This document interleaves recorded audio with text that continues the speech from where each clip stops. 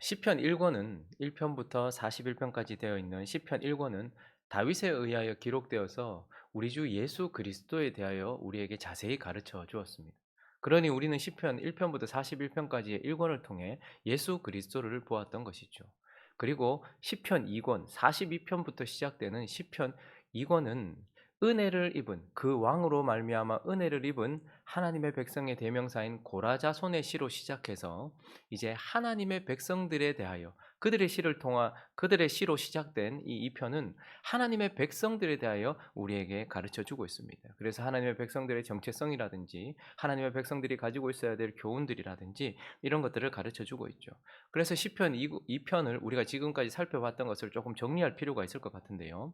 한번 보시면 시편 42편과 43편은 우리를 무엇이라고 말해 주었습니까? 하나님 앞에서 목마른 사슴이다라고 앞에 표를 보시면 그렇게 나와 있죠. 하나님 앞에서 우리는 목마른 사슴과 같다라고 하나님의 백성들에 대한 교훈을 주었습니다. 그리고 시편 44편은요. 우리를 세상 앞에서 도살당할 양, 하나님의 사랑을 드러내는 세상 앞에서는 도살당할 양과 같은 존재가 바로 하나님의 백성이다라고 말씀을 나누었습니다. 그리고 시편 45편에서는요. 아름다운 결혼식 장면을 통하여서 그곳에 서 있는 내일 앞에 서 있는 우리는 바로 그 찬란한 영광 중에 계신 그리스도의 신부다라고 우리에게 가르쳐 주었습니다. 그리고 이어지는 시편 46편은요. 우리를 높은 곳에서 현실로 데리고 와서 그곳에서 우리는 어떻습니까? 오직 하나님의 도우심으로만 살아갈 수 있는 환난 때에 어두울 때에 찾아오시는 그 하나님의 도우심으로 살아가는 야곱, 그리고 그 도우심 가운데서 하나님을 알아가는 현재 가운데서 하나님을 알아가는 야곱과 같은 존재가 바로 하나님의 백성이다라고 말씀을 나누었고, 우리는 어제 말씀을 통하여서는 그렇게 하나님의 도우심과 은혜를 입은 자로서 야곱의 하나님을 높이고, 그리고 아브라함과 언약하신 것을 이루시는 열방 가운데서 아브라함의 언약을 이루시는 그 하나님을 열방 가운데서 높이는 바로 하나님의 찬송이다라고 이렇게 말씀을 나누었습니다. 시편 42편부터 우리가 어제까지 살펴보았던 이런 시편을 통하여서 우리는 하나님의 백성들에 대한 정체성 이런 것들을 살펴보았죠. 자, 그러면 이제 오늘 본문은 우리에게 무엇을 말해주고 있습니까? 시편 48편 1절을 한번 읽어볼까요? 시편 48편 1절을 다시 한번 읽어보겠습니다. 시작. 여호와는 위대하시니 우리 하나님의 성 거룩한 산에서 극진히 찬양받으시리로다. 시편 48편은 전체가 하나님의 성에 대하여 거룩한 산에 대하여 노래하고 있는 것을 보게 됩니다. 여기서 하나님의 성, 거룩한 산을 시온이라고 표현하고 있는데요. 시온은 하나님의 임재를 상징하는 성전이 있는 곳을 시온이라고 하고, 그리고 그 성전을 중심으로 하나님이 통치하시는 전체 예루살렘을 시온이라고 합니다. 그러니 시온은 좁은 의미로 말한다면 하나님의 성전을 말하는 것이고, 넓은 의미로 말한다면 하나님이 통치하시는 예루살렘 성 전체를 말하는 것이죠. 자, 그런데 오늘 이 시는 결국 그런 시온을 노래하고 있고 시온에 대하여 가르쳐 주고 있습니다. 유대인들의 성전, 그리고 이스라엘 백성들의 도시 예루살렘이 지금 이 시대를 살고 있는 우리와 무슨 상관이 있기에 우리는 그러면 이 시편을 우리가 다시 살펴봐야 하는 것입니까? 시온이라는 것이 우리와 무슨 상관이 있기에? 시온이란 결국 하나님을 믿는 백성들의 모임인 교회의 예표요 그림자이기 때문에 그렇습니다. 거룩한 성, 그리고 하나님의 성, 거룩한 산, 이것은 결국 하나님을 믿고 그 믿음으로 구원받은 백성들의 모임인 우리, 즉 교회의 그림자고 예표고, 시온에 대한 모든 말씀과 시온에 대한 모든 노래는 바로 하나님의 백성들의 모임인 교회에 대한 교훈을 주고 있기 때문에 그렇다라는 것을 우리는 보게 되고요. 그래서 결론적으로 시편 48편을 통해서 하나님의 백성의 모임인 우리는 또 무엇이라고 말하고 있습니까? 결국 하나님의 성이며 거룩한 산인 시온이다라고 우리 자신의 정체성에 대해서 말해주고 있는 것입니다. 자, 그러면 이 시온이 결국 어떤 곳인가? 오늘 본문 말씀을 통하여서 시온에 대한 메시지를 통하여 하나님을 믿는 믿음의 공동체인 교회가 가져야 될 교훈들을 몇 가지 살펴보도록 하겠습니다. 그 첫 번째, 시온은요, 하나님이 머무시는 곳이다라고 우리에게 가르쳐 주고 있습니다. 1절을 다시 한번 읽어볼까요? 1절 다시 읽어보겠습니다. 시작. 여호와는 위대하시니 우리 하나님의 성 거룩한 산에서 극진히 찬양받으시리로다. 우리가 교리할 때 기억이 나십니까? 하나님의 속성에 대해서 말할 때 하나님의 편재성에 대해서 말했습니다. 하나님은 아니 계신 곳이 없고 모든 곳에 계신다라고 말씀했습니다. 악한 영 사단은 장소에 구애를 받습니다. 모든 곳에 있지 못하고 한 장소에 밖에 있을 수 없는 것이죠. 그러나 하나님은 모든 곳에 계신다라고 말했습니다. 그런데 우리가 한 가지 또 생각해야 될 것은 하나님의 편재성, 그것은 아주 중요한 교훈이지만, 그러나 하나님이 모든 곳에 계시지만 특별한 방식으로 임재하여 머무시는 곳이 있다는 거예요. 그래서 고대에는요, 신이 머무는 곳은 언제나 흠모의 대상이었습니다. 그런데 오늘 1절을 보니까 하나님이, 그 위대하신 하나님이 우리 하나님의 성 거룩한 산에서 극진히 찬양을 받는다. 그러니 그 하나님이 어디에 머무신다는 거예요. 하나님이 그 시온에 머무시고 그곳에 임재하여 계시고 그것을 처소로 삼으셨다라고 말하고 있어요. 그렇기 때문에 2절을 넘어가 보면 그곳은 터가 높고 아름답다라고 말합니다. 예루살렘이 실제로 고지대이기는 했습니다. 그렇지만 예루살렘보다 높은 성이 많았고 예루살렘보다 더 많은 유산을 가지고 있고 더 많은 아름다움을 가지고 있는 도시들은 허다했습니다. 그렇지만 예루살렘은 이 땅에 있는 그 어떤 도시보다, 그 어떤 성보다 가장 터가 높고 아름답다라고 말합니다. 왜요? 그 예루살렘 자체에 있는 그 무엇 때문이 아니라 그곳에 머무시는 하나님 때문에 그랬던 것입니다. 그래서 교회는요, 언제나 지하에 있든 1층에 있든 2층에 있든 언제나 터가 높고, 그리고 그곳이 어떠한 모습을 가지고 있든 아름다운 곳이다라고 표현이 되어지는 것입니다. 그리고요, 온 세계가 즐거워함이여, 이렇게 되어 있죠. 온 세계의 기쁨의 근원이다, 이런 뜻입니다. 세상에서는 기쁨을 주는 것들이 많죠. 우리에게 순간적인 즐거움 주는 것들이 많습니다. 그러나 교회만이 온전히 우리에게 명확하고 진정한 기쁨을 줄 수 있는 시온만이 그렇다라는 것이죠. 그래서 이전에 북방산은 가장 높은 신이 살고 있는 곳이라고 여겨지던 고대의 많은 문헌들에는 그렇게 나와 있죠.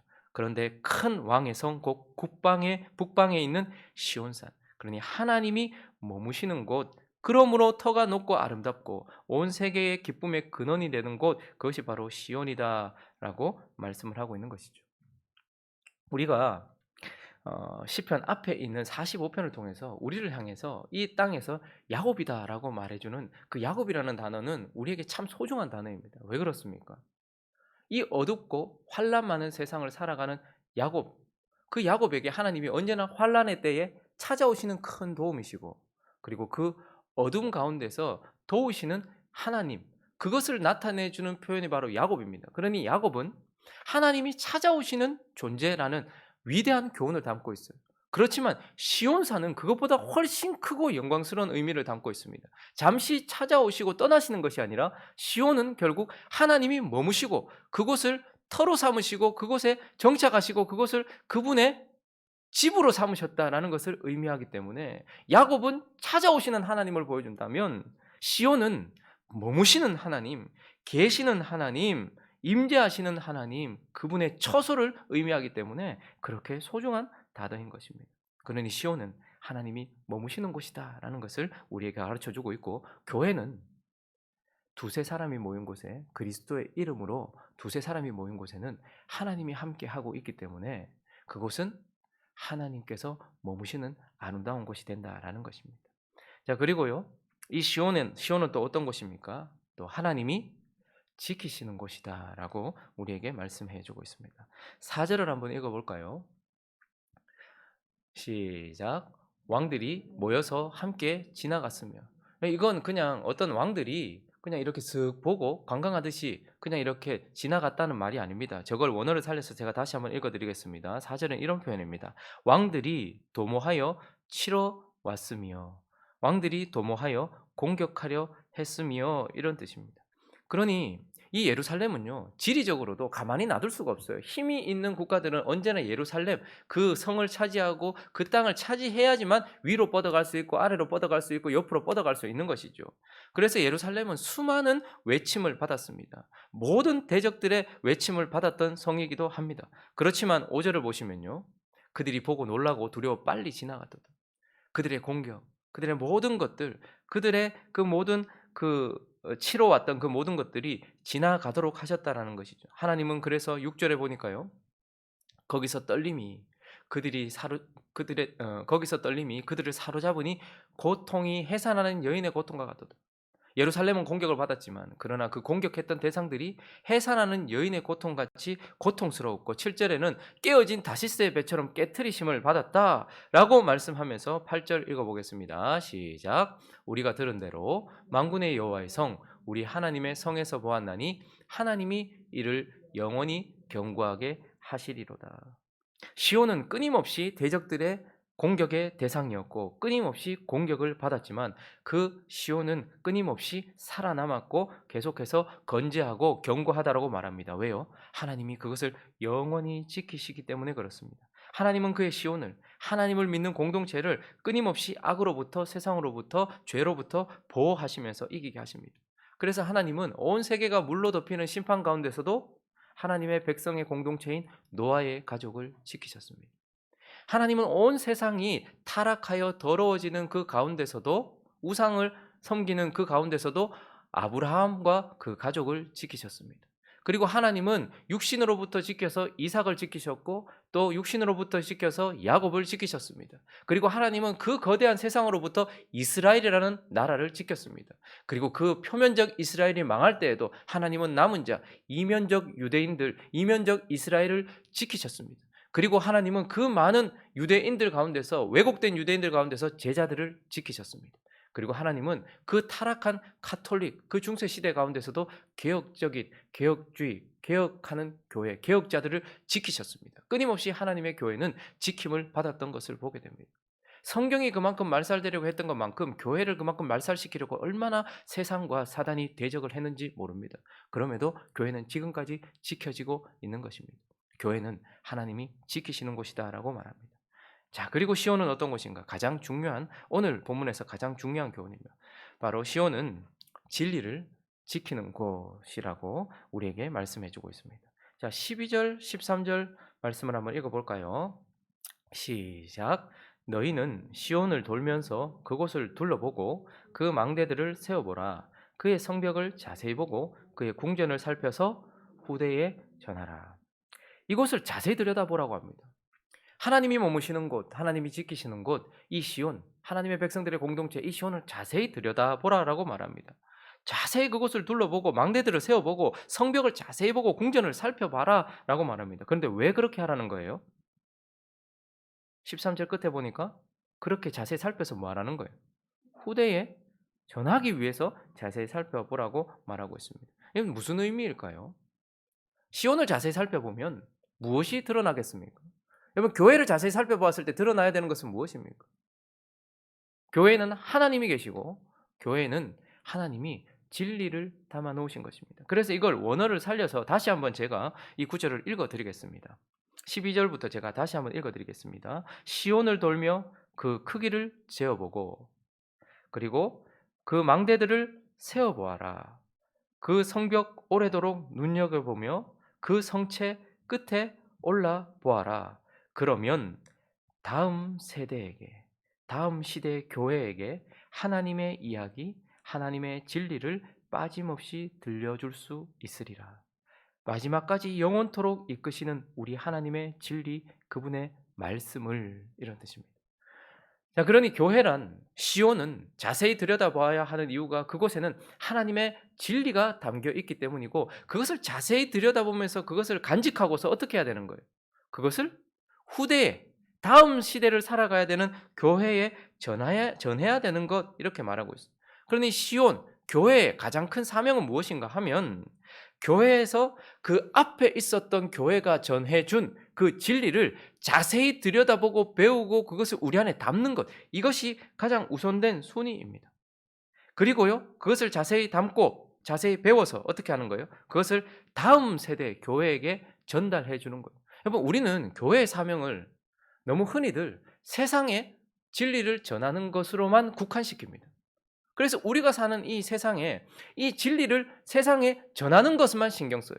그러나 교회에 먼저 되고 우선되고 더 중요한 사명은 교회가 진리를 다음 교회에 전하는 것, 세상에 복음을 전하는 것도 중요해요. 그러나 이것보다 더 우선하고 더 중요한 것은 교회가 앞에 있는 교회를 자세히 들여다보면서 그들이 전해준 진리를 고스란히 그 진리대로 받고서, 그리고 그것을 세상에 복음을 전하는 것만큼이나 다음 시대를 살아가야 될 다음 주자인 다음 후대의 교회에 그 진리를 고스란히 다시 전달해 줘야 되는 것, 이것이 매우 중요한 사명이라는 것입니다. 그런데 우리는 이 사명, 먼저 되는 사명은 잊어버리고 세상에 그저 우리가 얼핏 듣고 아는 복음 전하는 데만 전념했어요. 그러다 보니까 이어지는 교회들이 교회가 아닌 교회도 있고 병든 교회들이 허다한 것입니다. 여러분, 그 게임이 있지 않습니까? 뭐 가족 오락관이나 뭐 이런 데 보면 뭐 이렇게 칸막이를 쳐 놓고, 그걸 뭐라고 말하는지 모르겠는데 뭐 몸으로 말해요, 이런 게임들이 있지 않습니까? 그걸 보면 다 이렇게 이쪽으로 보고 있어요. 그리고 맨 뒤에 있는 사람이 먼저 메시지를 이렇게 봐요. 그러면 거기에 뭐 예를 들어 원숭이 이렇게 있다면 그 메시지가 뭔지를 확인하고 그다음에 그 다음 사람에게 툭툭 쳐요. 그러면 그 사람이 볼 때에 어떻게 합니까? 원숭이에 대하여 몸으로 이렇게 말해요. 그 메시지에 대하여 설명을 해줘요. 그러면 이 다음 사람이 그 메시지를 가만히 들여다보다가 깨달으면 어떻게 합니까? 시간 안에 깨달으면 그들에게 주어진 시간만큼 있어요. 그러면 그에게 중요한 것은 앞에 사람이 나에게 전해주는 메시지를 듣는 거예요. 그리고 그 메시지를 보고서 어떻게 합니까? 그 다음 사람을 불러요. 그리고 나서 자기가 전달받은 메시지를 또 전하는 거예요.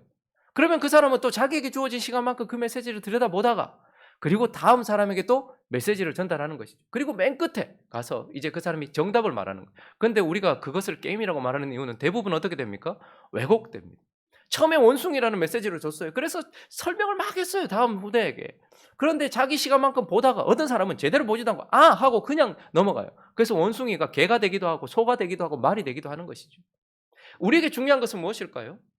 우리 또한 앞에 전달된 그 메시지, 그래서 그것을, 그 망대가 어떠한지, 그 높이가 어떠한지, 크기가 어떠한지 교회를 자세히 살펴보고 그 교회들이 가지고 있었던, 그래서 우리는 새로운 진리를 쫓아갈 사람들이 아니라 앞에 있었던 교회들이 진리대로 전해준 그 진리를 고스란히 받아야 돼요. 그것을 자세히 들여다보고서 그것을 깨닫고서 어떻게 해야 되는 거예요? 고스란히 다음 교회에게 그것을 전달해 줘야 되는 것입니다.